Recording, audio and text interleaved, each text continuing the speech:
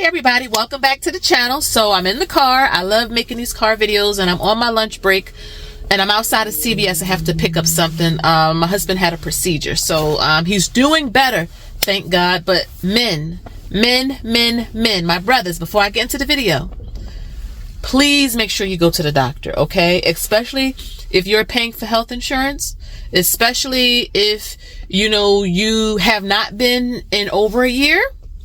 Go get a checkup, okay?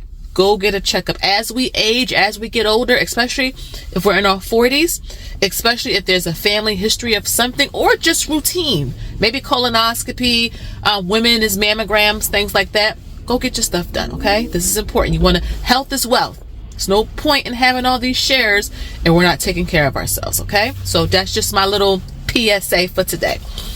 But let's talk about some investing rules, especially if you are a new beginner. And these are some, I'm gonna share with you three, and I may do a part 2 to this, but these are, you hear the church bell in the background, it's lunchtime. But these are some of the things that I had to learn the hard way. And I want to make sure that if you are new to the markets, or it doesn't matter what age you are, that you do not do the same thing. So one of the rules I live by nowadays, and I teach my daughter, she's 19, she'll be 20 this year. She's a new beginner investor on her own. Now, my husband and I have taught her how to invest, like through Fidelity Teen. We have the college accounts for her, but she's like investing on her own. She's a big girl now. She's investing on her own. And one of the things I drill into her head is to stay in your lane. And what do I mean by that? I tried to day trade years ago. I would get online, and that's the thing with social media. You get online, you see, this is going to triple, this is going to 10x, this is going to, 1000x, or you can double your money in 30 days, something along those lines, right?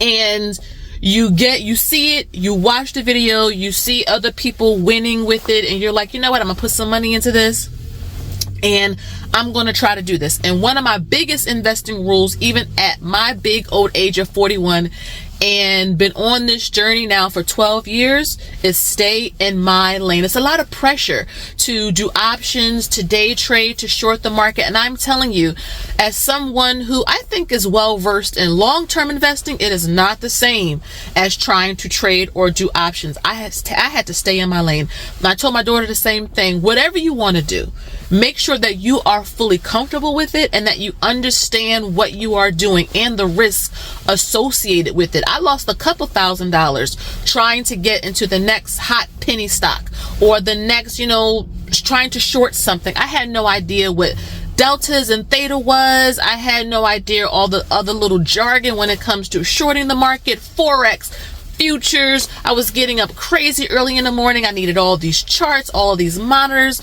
It was a hassle for me. Now, again, if there are people who do great at it, they are amazing at it, but 9 times out of 10, most people are not good at it. You got to have the right temperament with that. And I know that as a busy mom, wife, someone who has a lot going on, I don't have the time or the temperament really to trade, if that makes sense, right? To do options and to really watch the computer and set, my puts, and I don't have time to do all that. And I know many of you always tell me, Shalise, you and your husband can write call options on your shares and all of that. It's easy. And I understand that it's easy, but I am not comfortable with it. And I realized over the years is that there's no right or wrong way to do anything. If you are a set it and forget it type of investor and you put all your money in VU or VTI, or some like a well-rounded fund, to me, that's more than enough. And a lot of investors have found a lot of success with 1, 2, or 3, a 3-fund portfolio. A lot of success with it. It's hands off. You don't have to really be attached to a phone or an app or, monitors or anything like that. So that is my first big rule of investing.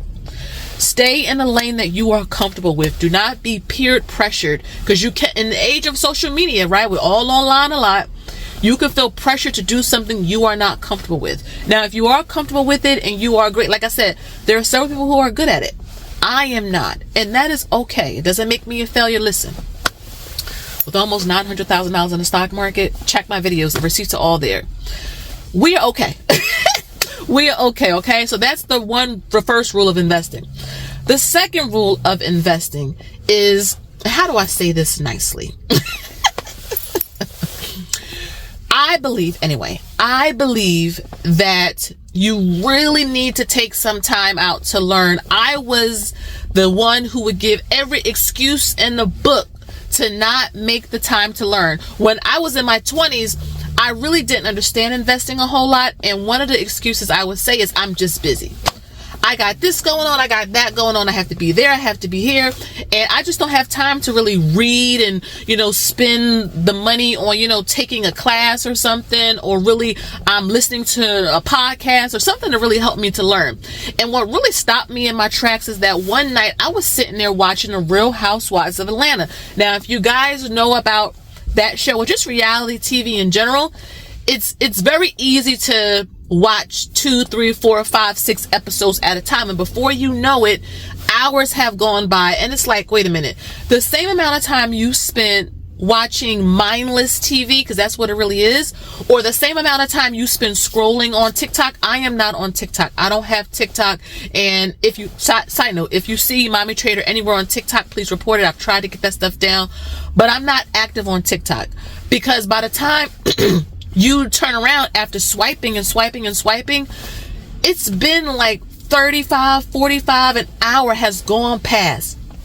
And I realize the same amount of time that I'm spending doing something that's not going to elevate me and my family, that's not going to help us to be better financially, to be in a good spot, I'm wasting time. I could be using that time to listen to just a simple interview from Warren Buffett. He gives the easiest, simplest type of investing advice. Same with Jack Bogle, who has passed away, but a ton of his content is on YouTube. Just simple. A lot of them will tell you, don't even think about trading. Get into a simple S&P 500 fund, a simple total stock market fund, and that's all you need, right? And I had to learn to really be smarter with my time, be wiser with my time, especially as my kids started to come on the scene. And, there's a lot going on with them. I have my marriage, I have, the job, just a lot of stuff, church, my family. So I really had to be smarter and wiser with how I spent my time, because I'm telling you guys, my husband and I would not be where we are right now if we continued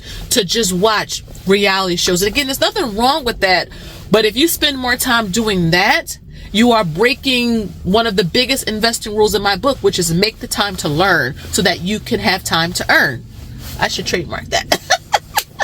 But you got to make the time. And if I can make the time, and I'm sitting here on my lunch break outside of CVS waiting for something, and I'm trying to make a video just so that I can keep the content, keep the consistency going. I've made videos sick on this channel. I made videos on vacation. I made videos exhausted, early in the morning, late at night.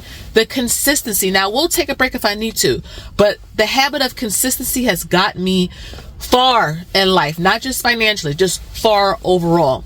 And I think the third investing rule to live by, and I need to make sure that you guys understand this when I say it.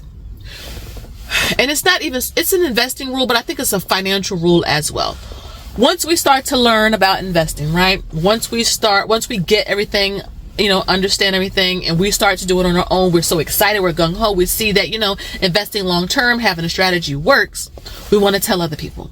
Okay? One of the rules of investing in finance that I learned is that you don't want to force this on people, because investing is a very personal journey. Even if you're married, it's very personal. You're really learning how to keep your emotions under control. You're learning how to be wiser with your finances. So you're making the effort, you're prioritizing paying yourself first, etc., etc.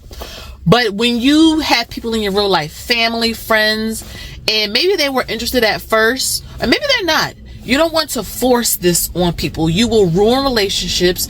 You will, family dinners and get-togethers will be, like stressful, a lot of anger and things like that. I don't force anything. I let people come to me, because then I know the door is open.